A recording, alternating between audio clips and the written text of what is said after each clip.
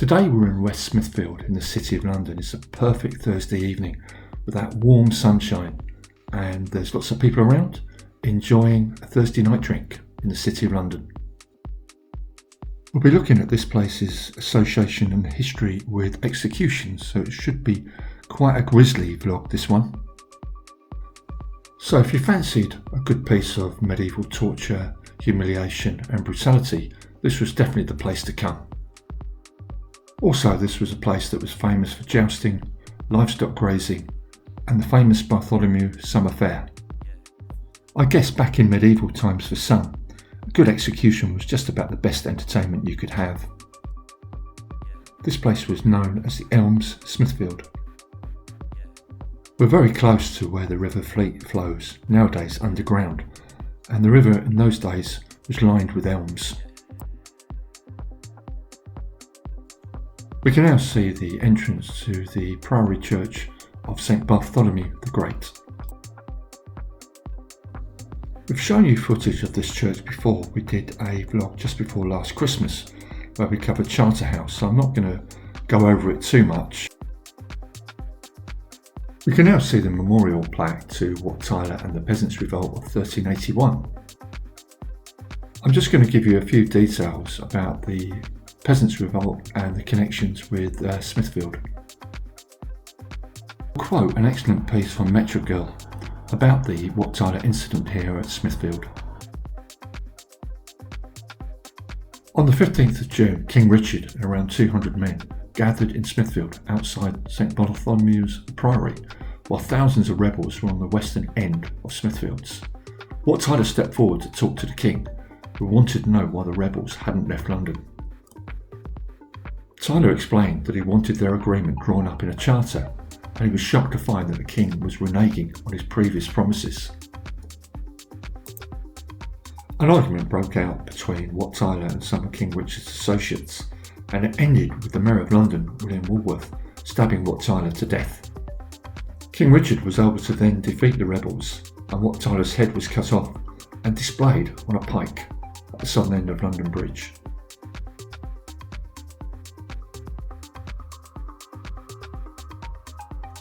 We're now walking further along the wall of St Bart's Hospital, and we come across the Smithfield Martyrs Memorial. This memorial was erected here in 1870 by the Protestant Alliance. I believe this is a depiction of one of the martyrs being executed, burnt at the stake, and no doubt Bloody Mary is delighted as a result.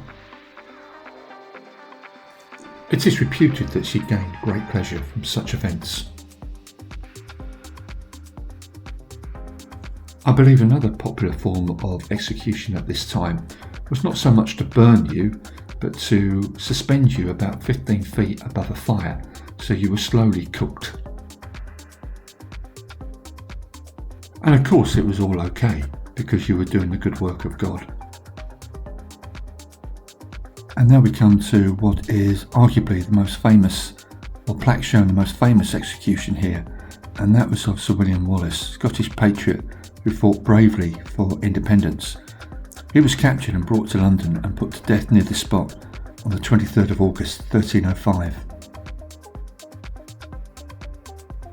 After all that brutality and violence, let's just have a few moments of contemplation, and let's look at all these people having a wonderful drink on a summer's evening in the City of London with warm sunshine and the golden light that you get at this hour of the evening.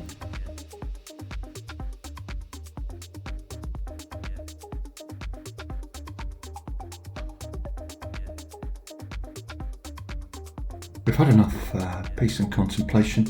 Now let's get back onto the subject of executions. The executions range from burning at the stake for heretics to being hung, drawn and quartered for high treason.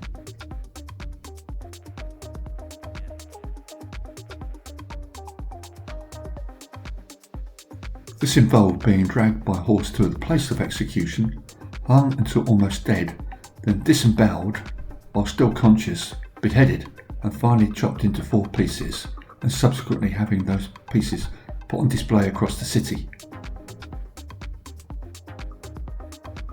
In the case of William Wallace, I believe his head was set on London Bridge and his limbs exposed at Newcastle, Berwick, Stirling and Perth.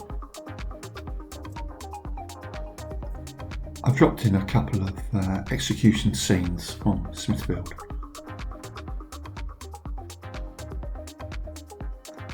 One of the most significant contrasts from the life we live today is the public that were allowed to view such events going back to medieval times. I know the death penalty exists in many parts of the world, but to my knowledge it's never visible and, shall we say, a public show as it was in these times. And now we come to Cloth Fair. This is where the Priory of St Bartholomew held weekly fairs. And now we can see the picture of reputedly the oldest house in the City of London, built between 1597 and 1614. It is the only house in the City of London to survive the Great Fire in 1666.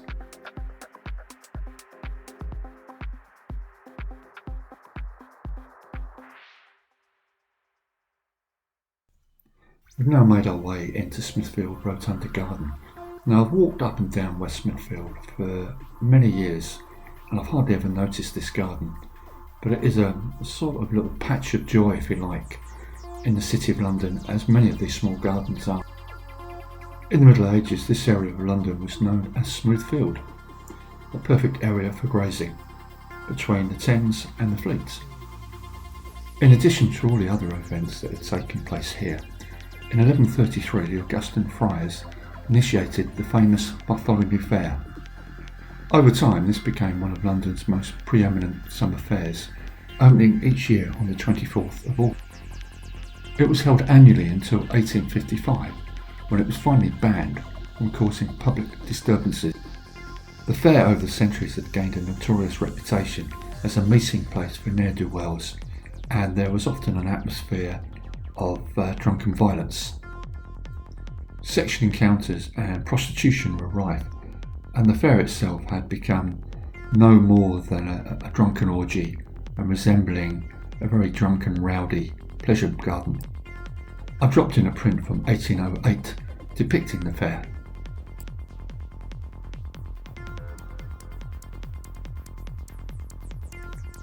The great playwright Ben Jonson wrote his comedy Bartholomew Fair based on his experiences here, and it details a diverse panorama of early 17th century London life. The one day of fair life represented in the play allows Jonson's opportunity to conduct his plot, but to depict the vivid life of the fair, from pickpockets and bullies to justices and slumming galleons. I'm not too sure what a slumming galleon is, but maybe someone through the comments will tell me.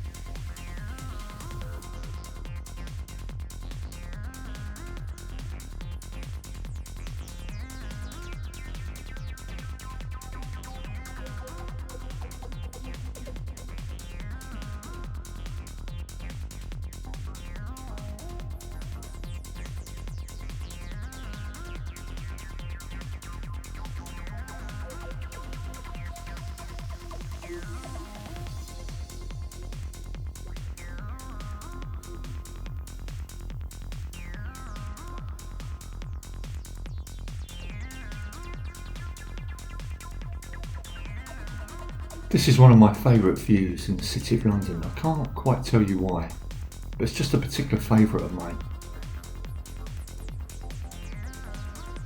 You can take yourself back to a time when railways would have transported meat off at the market. This basement space is now a car park, but it also was the standby headquarters, the exterior of it anyway, for the MI6 building in James Bond's Skyfall.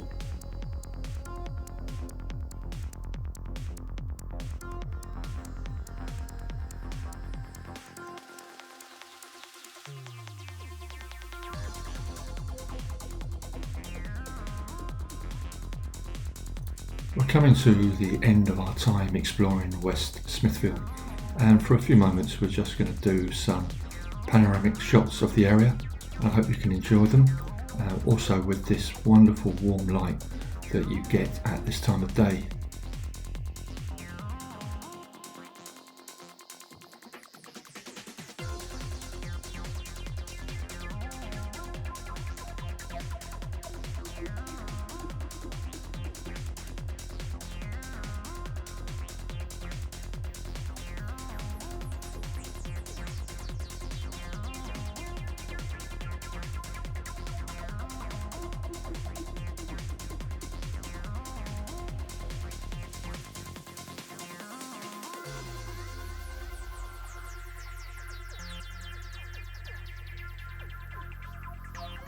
These are a few extra pieces that I'm adding in to the video about West Smithfield. Now we're in Cock Lane, and this is one of the few places in London, with the notable exception of Lawless Southern, where brothels were legal, in the appropriate named Cock Lane. The memorial here at Pye Corner marks the point where the Great Fire of London ended. So it started at Pudding Lane and ended here. It was also meant as a warning to Londoners, but the gluttonous vices have been the cause of the fire. We're opposite the entrance to St Bartholomew's Hospital. Now I'm not going to do a piece on this hospital today.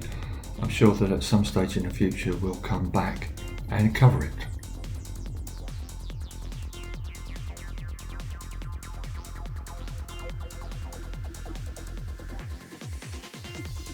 We're now looking down in the direction of the Old Bailey and Newgate Street. Now this was another centre of execution.